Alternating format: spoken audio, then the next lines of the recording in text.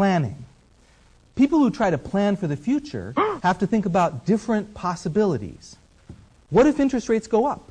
What if interest rates go down? What if our competitors lower their prices?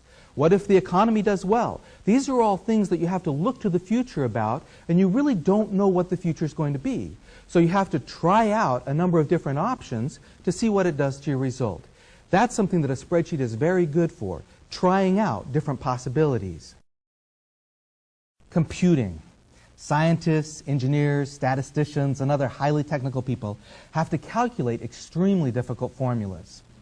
Do you know what an inverse hyperbolic arc cosine is? Good. Neither do I.